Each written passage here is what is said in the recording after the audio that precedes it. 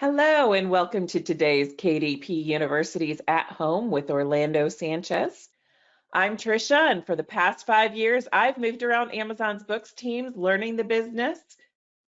Now, before coming to Amazon, I worked as a graphic artist, project manager, and educator. Currently, I'm privileged to work on the KDP University team, helping authors use the KDP website to make the most of their author journey. Now let's talk about the man on the other video. This is Orlando Sanchez. He started writing in his teens, creating scenarios for his Dungeons and Dragons adventures with his friends. Today, he writes urban fantasy with a twist of paranormal lurking behind the scenes and a dose of magic, martial arts, and mayhem. We're going to talk about genres just subgenres in just a minute, because I'm interested in that. Orlando was shortlisted for the UK Kindle Storyteller Contest in 2017.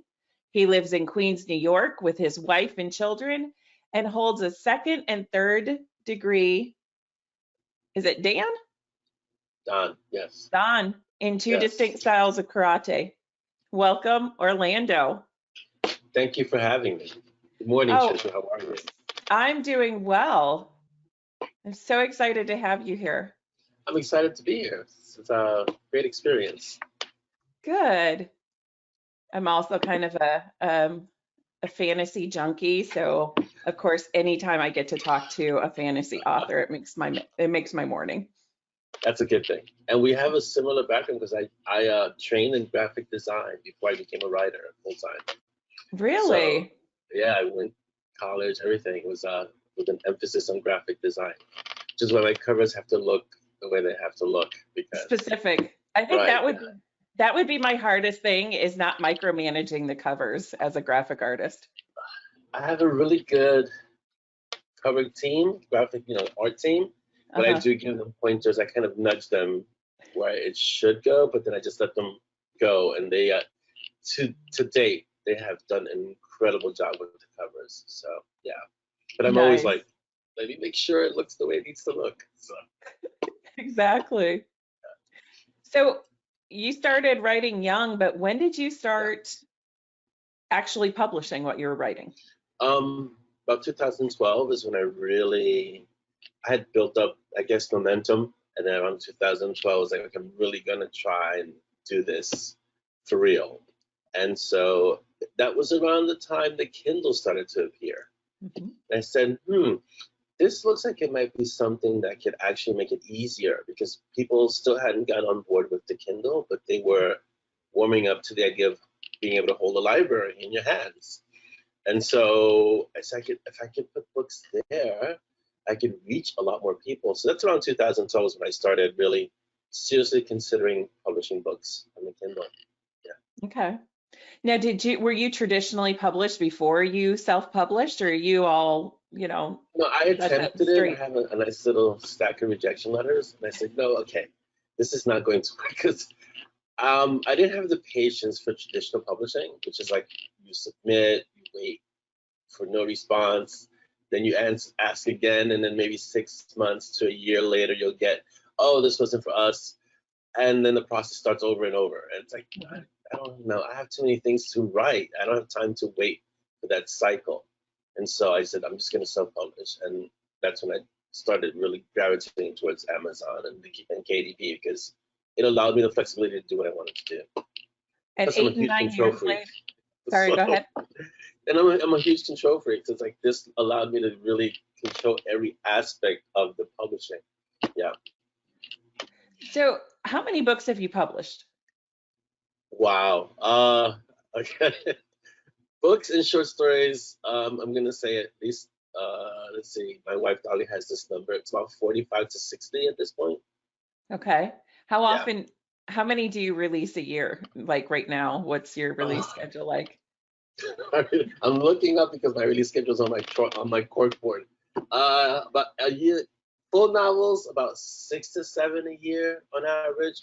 Short stories, about the same amount, depending on my life schedule. Right. So, but around there, 6 to 7, depending on how much coffee I'm drinking, things like that. So around there, yeah. Okay. And I mentioned early on, so I grew up reading fantasy, and back when I grew Yes. up, there were novels and, there were fiction, and then Right. it was fantasy. It was either fantasy or sci-fi if you were in that Sure. realm. Now we get into urban Yes. fantasy, and I mean, we could go on and on. Sure. And I think new authors really struggle with figuring out what their genre is Yeah. and how to reach their readers. So for you, how did you determine what genre or subgenre you were going to write in? Well, like you, I always enjoyed fantasy. I mean, I grew up on Tolkien and the Yeah. classics. That's. I mean, I think every fantasy author has Tolkien or Terry Pratchett or these amazing authors. And when I started writing what I enjoyed reading, which was I was reading at the time. I had finished all of Jim Butcher's books, so I was Mhm. reading Dresden, and I read Kim Harrison, and I was reading a lot of books in the urban fantasy world. And so when I really got to it, I said, I think I could write this. I mean, this is like every first time author says this, right? Until they start really. But I said, this is the world that I want to write in. And urban fantasy, even though it's a new, we'll say new subgenre, it's been around forever. Dracula is urban fantasy. So we're going back way. And so I figured I could attempt this. I can try this and see if it's something I enjoy doing. I tried writing in other genres like thriller. I started some stories and it just didn't click with me, but urban fantasy clicked. And so I started there, and so far I've stayed there. I've delved into sci-fi and thriller, but I've really stayed in urban fantasy.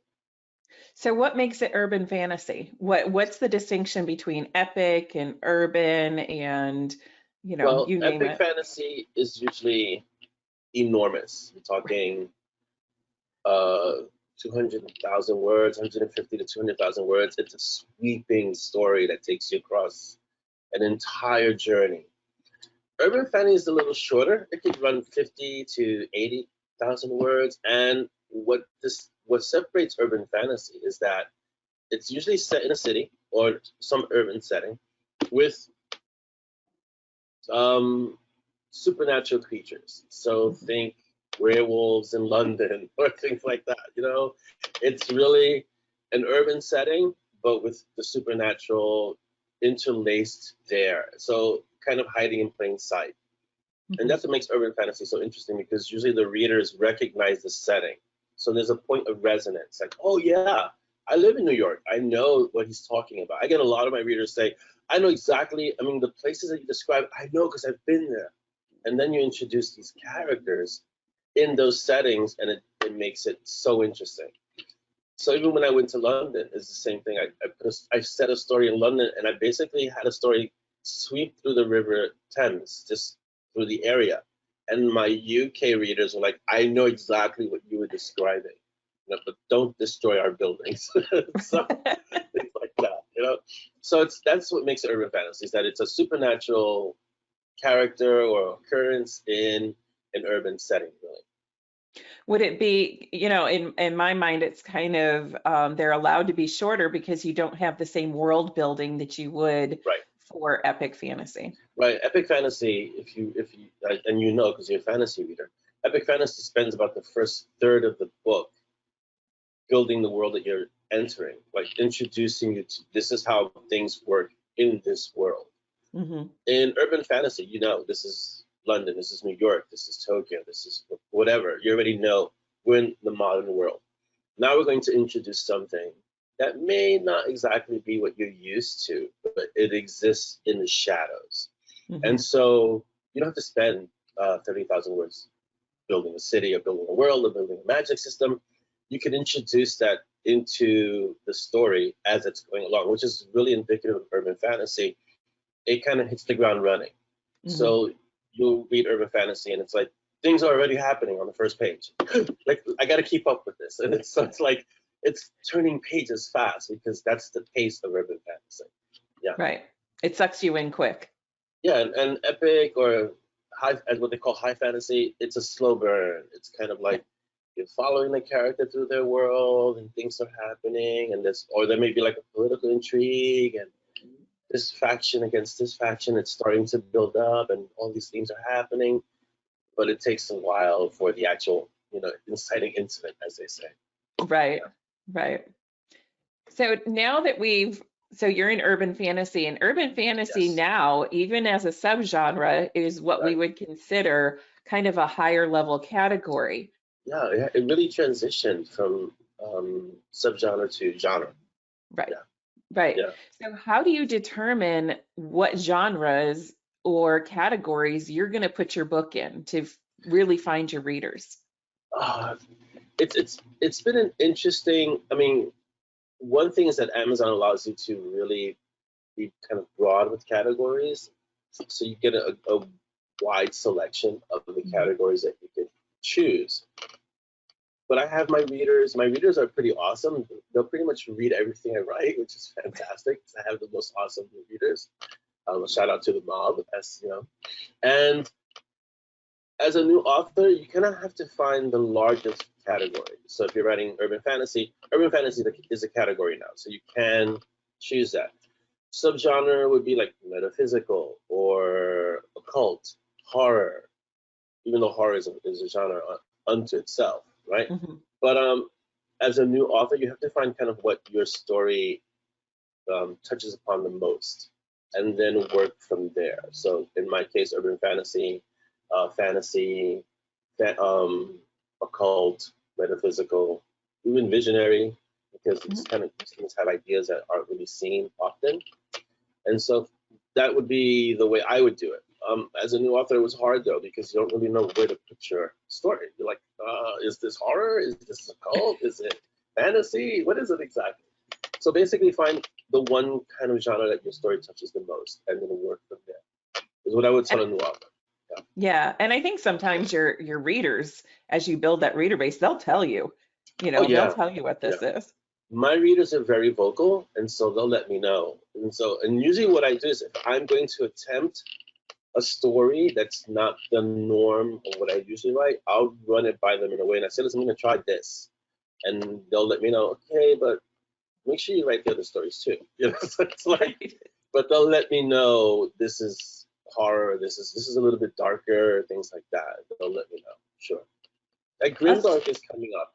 Grimdark is a genre, it's a subgenre, right? Grimdark, which is dark urban fantasy, basically. mhm. So it's a little darker than what people are used to, but that's also taking on the characteristics of urban fantasy. It's starting to become very popular, grimdark. So it's like that. The readers really determine it, really. Uh-huh. Yeah. Right. So let's talk about your readers. Now you call them Okay. the mob? Yes, I call them the mob because they are, if I could say this, the mages of badassery.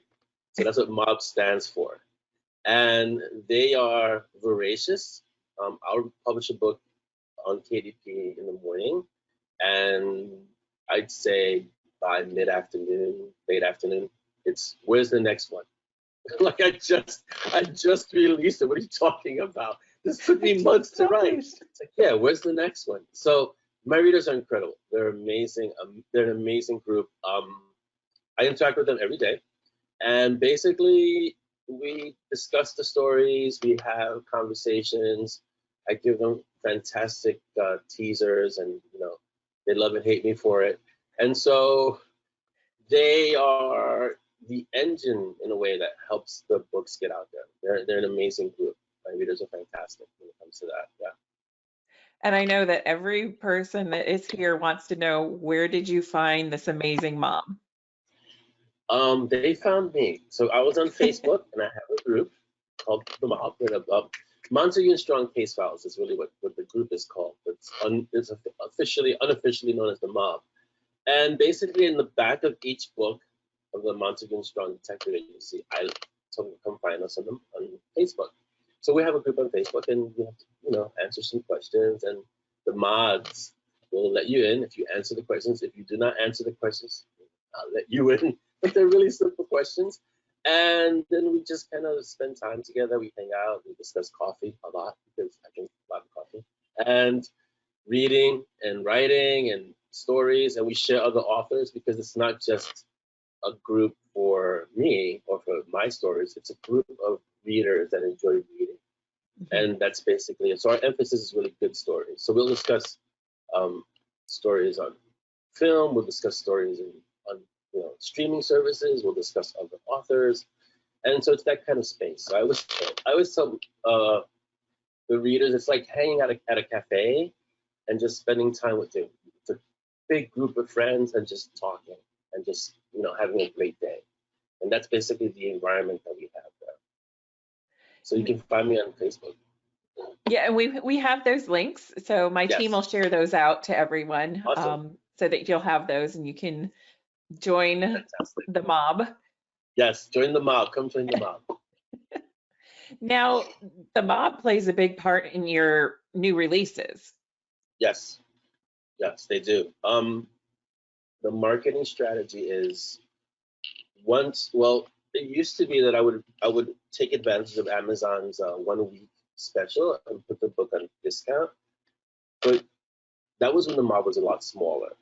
The mob is now about, I want to say, 1,400 strong, and this is the small group. There's a much larger group on the authors. On the author page, it's like 5,000. But the mob, which is the core group, when I release a book, I release it to them discounted, and they immediately get it. And so that immediately propels sales, and it gets the word out. They speak to other people. So they're really instrumental in the successful launch of each book. Yeah.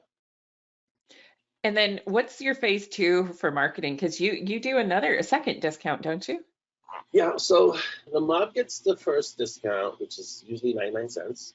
I'm always on KDP because I have a lot of readers who are on fixed incomes. So I always want to make sure they can get access to the books. And KDP has been incredible for that because they've said, if I didn't have KDP, I couldn't get your books. I said, this is why all my books are on KDP. Because it just makes it easier. I mean, you pay one fee, and you can get access to all the books. And so I have a lot of older readers who are on fixed incomes. And so they say, with KDP, I can get all your books. And I said, yes, with KDP, my books will always be on KDP, no matter what, don't worry.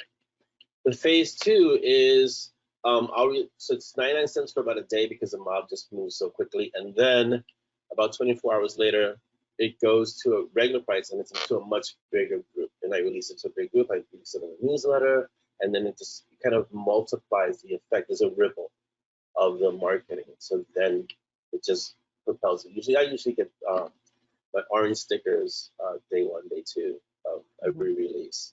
So at this point, my wife says, I'm not surprised anymore. It's like every time I'm surprised because it's not a given. It's, it's readers letting you know, hey, we like what you write. But every time I'm in awe. I'm like, how did you guys do this? And my wife was like, really? So now I'm getting it from the mob. So it's like, really? No, you didn't expect this? Really? This is a surprise now? So yes, it is surprising each and every time. Yes, I'm surprised. That loyalty definitely means something. Yes, it means the world to me. I mean, I couldn't do this first without the support of my wife. The second, without the support of the mob, because I couldn't do it without them. They are amazing in what they do because they're the ones that spur me on to keep doing what I'm doing. So I stand on their shoulders, as I always tell them. So I can do this because of what you guys do. Yeah.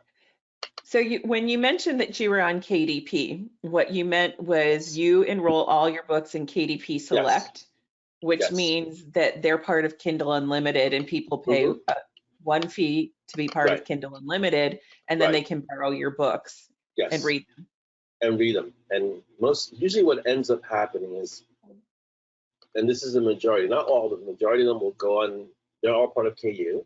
And what they'll do is they'll pick up the book in KU, and then they'll also purchase it. I'm like, okay, sure, that works, But that's usually the process. They'll read it, and then they'll purchase it.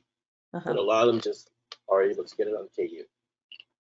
Do they purchase it in paperback, or they purchase the ebook? Both. Because I have a lot, like me, I have a lot of my books are still paperback. So they're the type, I mean, I guess it goes back to like my generation, maybe a little bit before, because I do have a lot of older readers. Like, I just want to hold the book in my hands. So I have to put my books, the full novels, in every format. I have to put it in ebook, in Kindle, and some of them Well, they're all in audio, but someone just want to hear the book, so they're also on ACX, so they want to hear the book also. So Right. and so they get all the formats. Like, you know, you do know it's the same story, yes? Like, it doesn't change from format to format, but you know, that's they want to do it, and I appreciate them for doing that, because it just helps me be able to write even more. Hmm. Yeah. So how often you talked about building that relationship with the mob, but also you have many other social media channels that you Yes, engage with your readers on. sure. I mean, how much time does that take every day? I know for me, It social doesn't. media, if just Yeah, responding to my friends and family, which are a minute, teeny group, yeah. takes a minute. So how do you make So, time for that? well, in the mob, I have an incredible group of moderators that are called the Pack. It's about 9 of them, and they make sure that the mob is the mob, so it's a safe space for everyone. And that the interaction with the mob takes about 10, 15 minutes in the morning, where I'll post. We have thematic days, so we'll have like Gratitude Mondays, Time Travel Tuesdays, New Old Word Wednesday. So I pick up some obscure word and put it in the mob, and you know, look at it and learn about it. So things like each day has some kind of theme. So that kind of makes it easier in terms of interacting. But throughout the day, I'm writing, and my Facebook feed is up, so I can see if something comes up or if the mods need to contact me. So it's not like I'm there all the time. And I tell the mob, listen, I'm going to the word cave. You're not going to find me. If you have anything you need to discuss, please contact one of the mods, one of the pack. And so they handle, like, let's say if something comes up and they really need to address it, they'll you know, message me or something. But other than that, they pretty much handle a lot of the things that go on in the mob. And a lot of times they don't tell me until after it's resolved. I'm like, huh? What happened? Excuse me? So because they say, we need you to write, we need you to keep writing. But then I'm also on Instagram, and Instagram doesn't take long. Instagram, I just put up a post. Usually it's book related, and so it's usually an excerpt from one of the books, and that takes about 5 minutes. I'm not really on that many. I'm on Twitter, and Twitter is also book related. So a lot of my presence on social media is as an author. I do have an Instagram page that's personal, but then I just kind of put pictures up there. I'll go to the beach, or you know, things like that. And then I get my readers, why are you at the beach? Are you writing at the beach? You should be writing at the beach. I'm like, hello. So, but yeah, it's not too long. Maybe 20 minutes, 25 minutes. Okay. The emphasis is on the mob, and then the satellite sites. Yeah. Now, the team that you're talking about, those moderators that you have, is that a paid position? Do they get paid, or No, is those are this something? volunteers. Okay. And they go out of their way. I mean, a huge shout out to the pack, because they are the ones who give their time, their resources, their insight, their wisdom, and they make sure that the mob, the space, is what it is, because of how they maintain the space. Yeah. Because when I had 500 people, it was getting unwieldy. I was like, okay, this is just too much. And now we're at 1,400, and that's grown quite considerably. And it's still a place where people want to be, which is great. And that's attributable to them, because they've made it that way. So, yeah. Now, And they where don't did mess you, around. yeah, where did you find them? Were they just part of the They were, original? yeah, they were part of the original. They were readers who discovered the books, and then we had conversations. A lot of them I know personally. So they're like the ones who, they're the ultimate gatekeepers. I don't mess when the pack says this is what we're doing. I'm like, this is what we're doing. So it's like I don't mess with them, because they know. Right. Right. And they come at it from a perspective of as a reader. My perspective is almost always as an author, and they're seeing it as readers, and so they'll pick up on things that I may miss, or nuances that I may miss, and so they can, with a different insight, say this is not going to work for the room, or we're gonna stop this post because it's not productive, it's not positive, and so yeah. Gotcha. Well, Yeah. we've got a ton of questions coming in. Sure. Wow. I need to answer them. All right. Do you know which of your books has sold more than any other in paperback? No. That's good. That's a really great question. Wow. No, I do not know which is sold the most. I would say Tomb Yards and Butterflies, because my guess would be that one because it's the first one. Uh-huh. But all my Monty Strong books are in paperback, so I would have to say Tomb Yards and Butterflies. That would be my guess. Yeah, we've apparently turned into Stump Orlando. It looks that way. Yeah, that's great. I love hard questions. When you first started, did you even care about sales, or were you just writing to get the story out? I was just writing to get the story out. Yes. When I started, because I'm a martial artist, we had a dojo which we closed due to COVID, right? Like a year and a half ago. I was focused on that along with my wife. We had started our martial arts school. So writing was a side thing. I was doing it kind of like I need to just get this done because I need to tell these stories. So sales weren't really an emphasis. It wasn't a focus. And I think the first year that I wrote, I made $56 for the whole year. So sales were not the focus, but I needed to get the stories out. And I kind of needed to write all the stories that I had kept stored up my whole life until that point. I just had to get them all out, and then I could kind of get to those stories I wanted to really write. So it's just trying out these ideas, getting this out.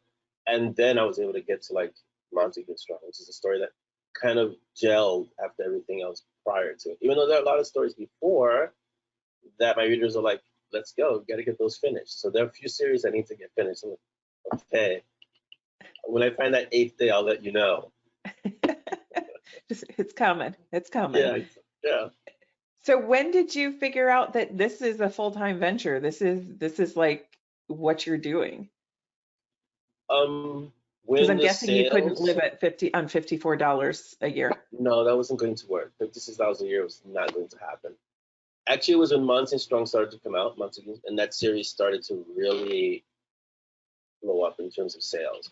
And then that started to create even more revenue than what was happening anywhere else. And at that point, I was like, this looks like the right strategy. And so it's just continued to do that over time. Each book creates more revenue. So that's the really, so it's an engine that keeps producing. So yes. So it didn't shift just towards sales, but eventually the focus started shifting to, okay, let's see how we can make this a viable business. And how many years was that? When was that book released? Do you remember? Two years and Butterflies was released in 2016. So about 5 years. 5 years. Okay. Yeah. When you first started writing, did you ever feel alone in your category as you started, like kind of isolated, or did you immediately start pulling in other authors? Yeah, so I started writing in a kind of group. So this is another shout out because we're never really alone. It's a shout out to the WTA, we started a little group of 4 or 5 authors, writers to authors. So it's the WTA. It's John Losden, Ben Zackheim, Eric Knowles, and Shane Silvers, and also now Noah Sturdivant. And basically we started out as a little mastermind group to kind of support each other in our endeavor of writing. We had all kind of started. John had already had a lot of books. Shane was getting very successful with his Nate Temple series. Excuse me. And the rest of us were kind of like, let's try this writing, really getting into it as a business. And so we support each other. We had our weekly meetings, and it was kind of like, you can do this, let's go. They were like a support meeting. But in the beginning, before I had that group, I was alone. I had my wife, so I wasn't completely alone, but she's not an author in the same way. I'm an author right now. And so it was still kind of, I'd go to Starbucks and I would write, and it's kind of being in a crowd alone, you get that feeling. Now I'm used to it. Now I put my headphones and it's like, okay, leave me alone, I'm writing. So, but in the beginning, you kind of want some kind of camaraderie. Mm-hmm. And I think you need it, at least in the beginning, because it does spur you on to continue. Mm-hmm. If you don't have that, it could be a little lonely. Because it's hard work. I think that it's people forget how difficult this is. Yeah. It's easy and difficult at the same time, right? The stories are flowing and they're coming, but it takes work to make them into what they need to be. Well, anyone who here's the thing: we grew up writing, so we grew up writing in school and in our personal lives. So we think it's just writing, but it's not just writing. So yes, it's like you said, it's easy and it's hard at the same time. And anyone who tells you writing is easy, I can almost guarantee you hasn't written a book. It's because it's easy, yes, in the sense of I can write the story, but to make it a cohesive story that people want to read, it's a completely different thing.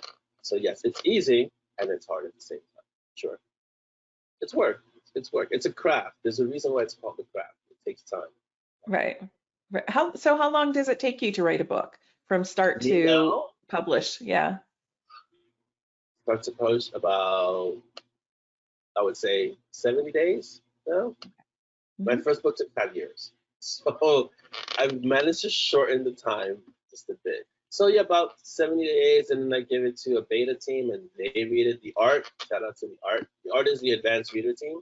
So they shred it and they take it apart. And then I also have an actual editor she's like fantastic, and she then reshreds it. And then I get it back all broken and in pieces, and I have to put it back together. But it's necessary. So that's interesting because we have other authors that are like, okay, I have a small group of people that do this and they give it back to Yeah, me. And you're like, here, have at it, tear it apart and bring yeah. it back to Oh me. yeah. How much of your voice do you lose in that process? None. That's what's amazing, and this is why the art is the art, because first of all, they know that I have ultimate veto power, so they can suggest, and I go, nah, it's not gonna work, or no, that character wouldn't say that. Sorry, but they have managed, because most of them are very avid readers of the stories. They have managed to maintain the integrity of the characters' voices, and so they know this would work or this wouldn't work, or they would say this or they wouldn't say that. A lot of it is mostly my aversion to commas. I don't know what happened in my youth, but I don't like commas for some reason. So a lot of it's like you're missing commas everywhere. And a lot of it is just making sure there aren't continuity issues. And so they pick up on those really well. Like, hey, didn't this happen 2 chapters back? And no, it hasn't happened. What's going on? So they write fast. So sometimes I'll miss those things. It's in my head, it's fine. In the story, it's like, no, you need to rearrange this order a bit. Uh-huh. So, but the voice is in touch, and they know that, and they know they can't change the story, and they can't change, and they know how the characters would speak, Hmm. and so they wouldn't change that exactly. They might change the order of something in terms of like this. Let's say there's a paragraph, maybe put this word before that word, but they wouldn't change the voice of the characters. So I don't get that.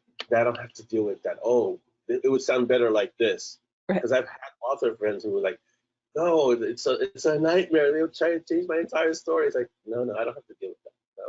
So So how did you build that team that knows that voice so well and can work so fluidly with you?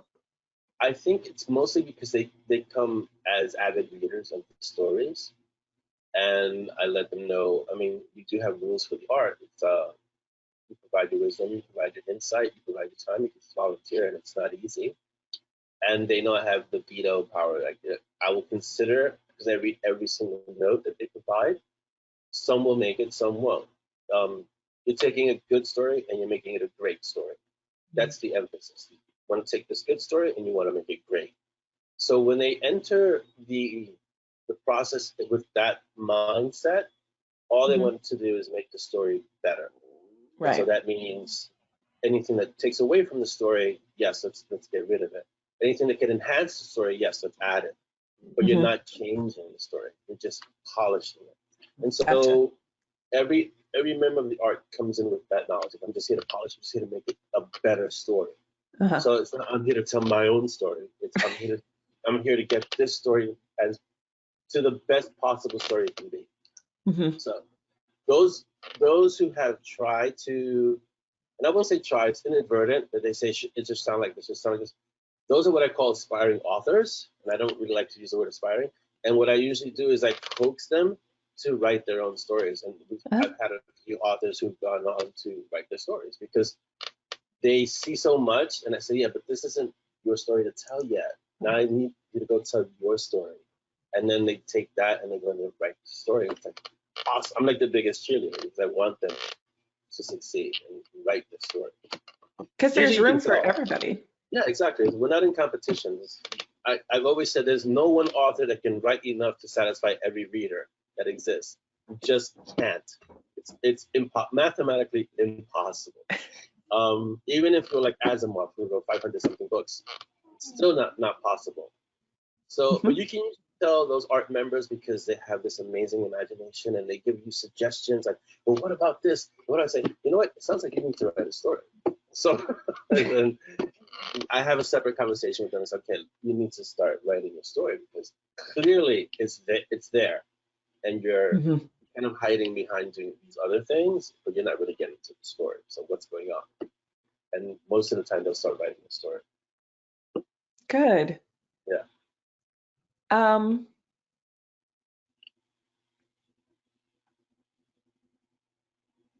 that looks like a hard question, Trisha. Yeah, there's a few really hard questions. I'm like, which one? Which one? How can we stump Orlando? Yeah. How do you do when you first started? This is a question that we get constantly. How do you get reviews? Right? That's a hard one. That is really hard because you need the reviews. That's so tough because now it's not an issue for me. But in the beginning, it's basically you have to speak to other authors, put feelers out, see if their readers. First of all, you want to introduce yourself. There's a path to it, right? You have to have other authors that you know or reach out to at least, and ask them if they will be willing to read your story or share your story with their readers. So it has to be other authors in your genre, right? And you want to make friends that are other authors because this writing world is a small one. And so it also means you want to be a good person because the writing world is a small one and the word gets around quick.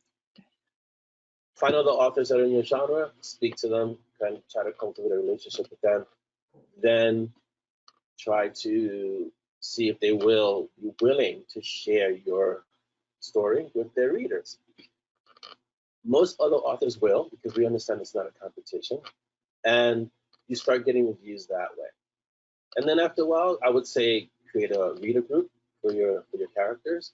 I had my reader group before I even had the first Mountain Goon Strong story out. I had created the reader group for it, and what that was, it was basically like a think tank. What if I try this in the story? What if I try this in the story? And it creates this kind of conversation. So when the book does come out, you have reviews because everyone's already waiting for it. It's in anticipation.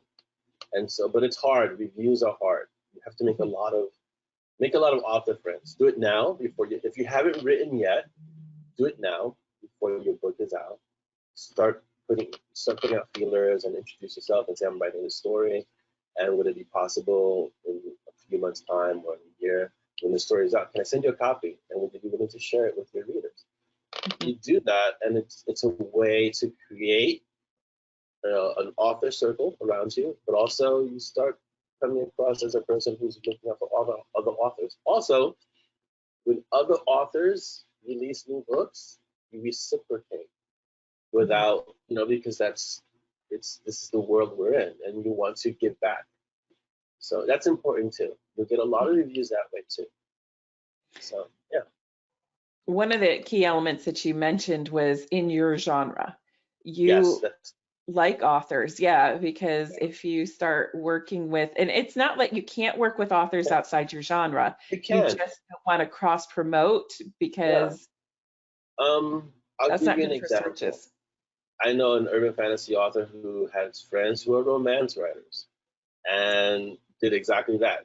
And all of a sudden, his also bots, because you have to be aware of the marketplace you're in, started having romance novels because they started saying customers who bought this also got, and then there were a bunch of romance books. It's like, you're not a romance author. You don't want to confuse your reader. And so, yes, it has to be in your genre. And if you don't know anyone in your genre, reach out. That's when you have to kind of get out of that shell a little bit. Authors, writers, it's tough, but you have to kind of be willing to put yourself out there a little bit and say, I'm going to speak to this author because I really, really enjoy his work or her work, and I'm going to reach out and The worst that can happen is that you get, no, I don't have time, or no, right now I can't. And so move on to the next author. But you have to try it. Yeah. Yeah. Now, as a former graphic artist, when you first started publishing, did you design your covers and then eventually I have my outsource first that? cover somewhere. It was horrible. It was a Oh, good cover, but it didn't tell. It's a good cover as a graphic design. It's a good cover. It did not tell anything about the story. You don't know it's urban fantasy. You don't know what it's about. It's just this awesome looking cover that's completely unconnected to the story. So I was like, okay, this is not going to work. I need someone who really does this exclusively. Because like you can wear all the hats, but something's going to suffer. And so you have to start thinking about what can I delegate that would allow me to focus on something, allow me to focus on the most important thing, which is the content. I have to write. So I delegated the cover. The first cover, I still have a few paperbacks with that cover. I'm gonna have it as a collector's edition at some point. But yeah, it did not help sales at all. At all. right. And it can be a beautiful cover, Yeah. but to your point, it has to align with the genre. It has to speak to those readers, and it has to tell Yes. readers what it is. Every cover is a story, and this cover has to tell this. So I always tell new authors, it's your cover, your blurb, or description, depending on how you want to say it, and your editing. If you can't get those three right, so they will stop. The cover will stop the person. That's a great looking cover. Then they'll go look inside, and if they'll read the description next, and the description says, okay, this sounds really interesting. I may want to read this. Then they'll go inside and they'll read that first page. And if those three items are not where they need to be, next book, they won't stop. Mm-hmm. So the cover's the first thing. And yes, they say don't judge a book by its cover. It happens every day, thousands and thousands of times. Books are judged by their covers. Yep. I do it. I'll see a cover, and I can tell if it's a cover that was done well, or if it's a cover that someone said, I'm not going to spend any money on designer doing my cover. I'm going to do this myself. And it shows. And so you're like, this could be a great story, but you're not giving it a chance if you don't invest in the cover. So you have to invest in the cover. You have to really learn how to do descriptions, and that's where learning copywriting helps. And you have to invest in editing. And it's hard in the beginning because those aren't inexpensive propositions, but you have to find a way to get those three items really solid. Mm-hmm. And then you have a good chance. And that's all just to get a chance. So if you don't get those three right, people aren't even going to look at your book. Sadly, but that's the way it is. So where did you find, I mean, as a graphic, I'm sure people are sitting here going, oh, okay, if a graphic artist can't even do that, what hope there is there for me? So how did you find people that were good at this? So you do what I did. You look at covers. So again, you're back into your genre. You say, wow, this cover works, this cover not so much. This one's really great, not so much. And then when you find a cover that resonates with you and your story, or like similar, you're like, I can see a cover like this for my story. Then you contact that author. And you say, okay, who does your cover work? Most authors are very generous and will say, this is who I use. Like I use Deranged Doctor Design and I use Gene Malaga, two different studios. Deranged Doctor Design does all my covers with the exception of one series. And Gene Malaga does my Night Warden series. But I freely tell, like I'm doing it right now, Deranged Doctor Design will do your covers, and they will do a phenomenal job. They're professional, they're timely, they're reasonable in their rates, and they interact with you on a regular basis. Like you send them an email, they'll immediately respond to you. So that's what you do. You find covers that you like, contact those authors, and say, who do you use for your covers? And it's been my experience, most authors will be generous and say, this is who I use. And then you can even check inside the book, because some companies require cover done by. So if you feel a little reluctant to contact the author, you can just check the inside of the book, usually in the first page or the copyright page. It'll say cover designed by. Then you reach out to that company and say, listen, I want to do covers. And then you check their website. Most of them all have websites because this is their bread and butter. right? Yeah, And that's how they so earn a living. yeah, that's how they make a living. And then you can check their websites, check their portfolios, see if it's something that aligns with your story, and you go from there. That's how you find a good cover designer. But you have to have a good cover. It's important. It really is important. Let's talk about blurbs because you hit on Sure. that key. You know, when Yeah. people put in the search results, that covers first and the title, and then they click on Yeah. that, then they've got your blurb. Yes. Copywriting. How do you do that? Do you do that or you have somebody I that do does it it. for you? It's a hard. That's you're a writer. It's practice. You have to get good at this. There are courses for it, but no one knows your book like you do. And it's one of the hardest, I can honestly say it's one of the hardest things you're going to have to learn if you haven't done this. You're condensing your story into a few paragraphs and the most exciting paragraphs. So I always, to make it easier for authors, I always say the description is just basically like a movie trailer for your book.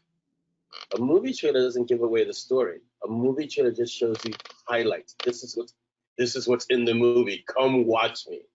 Same thing with a book description, a book blurb. Hit the highlights. Don't give away the story because movie trailers don't give away the story. But they hit the highlights and they get you so like, I've got to go see that movie. Well, I got to go read that book. I got to read this book. Did you see the description? I've got to read this. That's the way your description should be. It should be something that really entices the reader. But it's hard. You have to be able to manage that without giving away your story. And you've got to learn the art of the hook. You've got to hook people into you. So right from the first few words, you've got to stop the reader and go, oh, wow, this is something I want to read. So it's hard. There are courses, there are people who teach this, but at the end of the day, you have to get really proficient at this because it's your book, your story, and no one knows it like you do. So you have to be able to convey that. But yeah, that's so key. Do you have a formula or something that you use? Some Um, people are like, oh, I always do a quote in bold, or I do, I is it, usually I usually do the first line is bold, but I usually do the first line is the hardest one because it's the one that has to catch attention. yeah. And then I most it depends on the story, but I use the now when formula. So um, when X character goes through this, now they must, and I'll do something like a setup like that. But Uh-huh. that first line is really the one that is jarring enough to stop people in their tracks and go, wait a minute, that sounds interesting. I want to read this, or I want to continue reading.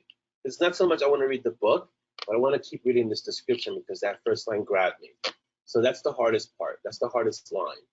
And after that, it's just a matter of when X happened, you know, now they must get to this. So there's a lot of commands like this is what's happening and the stakes are this high and if they don't resolve it, it's the end of everything kind of thing. And so you have to kind of create this sense of urgency that you have to read the story. How could you Mhm. not read the story? You have to read this now. And so it's really that kind of you have to get that emotion across. It Uh-huh. can't be like, well, this is what the character's doing, and it's kind of dangerous, but maybe if he really gets to today, then he'll resolve the situation. It does that's not going to work. So it's got Right. to. So I always go back to you have to have that, and because our society is so visual, you have to have that movie trailer mentality. This is a Mhm. trailer. You've got a minute to sell the movie. Well, you've got a few paragraphs to sell this book. So how do you do that? And so capture the people's imagination, capture the reader's imagination, get them to feel something about the character because if they're not invested in that character, why would they want to read the story? And Right. so things like that. But yeah, that's it's really hard. It's like it goes back to writing query letters or synopsis or synopses back in the day when you had to submit books. You had a page to describe your entire book. Yep. That's hard if you just wrote a 300-page book or a 400-page book. Now I've got to condense this into one. It's tough. It's really tough. Yeah, think of it as an elevator sales pitch. You've got 30 seconds to grab 30 that seconds. reader and Yeah. get them to buy it. Yeah, like like I distilled it to I have an immortal detective, an angry mage, and a hungry hellhound. What could possibly go wrong? And so it's like, huh? Wait, what do you mean? And so it gets people going, wait, I want to hear more about this. What's going on? And Right. get that. I go, what do you mean you have an angry mage? Why do you have, And what about how's the detective immortal and a hellhound? And so that's your pitch. So if you have 10 seconds and you can distill it into that, and it's again, Trisha, this is so hard. It's one of the hardest skills a writer has to develop. But if you can do that, then you can start writing descriptions, powerful descriptions. Copywriting helps too. I mean, I didn't study copywriting, but I read a lot of descriptions. Again, your genre, read the descriptions. You have to do a lot of homework as a writer. Go into your genre, click on Amazon, find all the books that are related to your books, start reading descriptions. Find the ones that work, why do they work? Find the ones that don't work, why don't they work? And start learning. Oh, this is how this author does it, or this is how I shouldn't do it this way. And you'll see. And the great indicators, you can look at reviews, you can look at standings, what books are working, what books aren't working. Yeah, go to your genre, find a book, go down, see what genres they're in or what categories they're in, click on that, and you can get taken to the top 20 in that category and just start working your way through it. And just working that way. I mean, I had to do a lot of that. That's called doing your due diligence. You have to do that. Because if you don't do that, you don't know what the other authors are doing, and you don't know how to write descriptions that kind of, you want to stand out, but at the same time, you don't want to stand out so much that you're ignored. So you want to be original, but you also kind of have to be the same. And it's a weird balance that you have to walk. And the only way you do that is by researching. You have to really go into the books that are in your genre and start studying what the other authors are doing. That goes for your covers, that goes for your description, goes for the first page. If you can get the look inside, look at how the look inside is formatted, because that's important, and look at how the first paragraph is written. So I always say when I read a new author, I'll give them the first sentence, I'll give them the first paragraph, I'll give them the first page, and I'll give them the first chapter. If you haven't hooked me by the first chapter, I'm gone. Yeah. And there's too much out there to read. There's too much out there. And so I apply it to myself as well. First sentence, first paragraph, first page, first chapter. Something better happen in it that grabs interest. Because if I have to wait till chapter 3 for the story to get moving, that's too long. It's too long. Right. Yeah. All right. We've got time for just a couple more questions. Wow. It's almost, this hour's gone by fast. It does. It just flies by every Thursday. I'm like, what? Yeah. Okay. How do you I will answer them. Go. Lightning round questions. All right. How do you determine the price of your books? Usually by market, like what other authors around me are doing. So, except for the first book in every series is always priced really low because it's the gateway. So, first book 99 cents, or if it's a bigger book, $2.99. I usually don't go above that, but usually 99 cents. Free if I can offer it free, but 99 cents, and then I go by what other authors in the group are doing. Usually. Yeah. Before COVID hit, were you a big proponent of going to both reader and author events? Yes, I was going to 20 Books Vegas. So 20 Books to 50K Vegas is the group that I go to the most because I belong to the group and I know the organizers. I know Michael and I know Craig. So I go every year to Vegas, but COVID hit, so I'm traveling. That's the only one I really go to. I used to go to NINC. I'm a part of NINC. So I was going to go, but I didn't go because of COVID. I won't go this year because I don't want to do that many trips. But yeah, NINC is also another one that I always make a point of, being part of. Yeah. NINC is Novelists Incorporated, in case you don't know. For those who may not know what it is.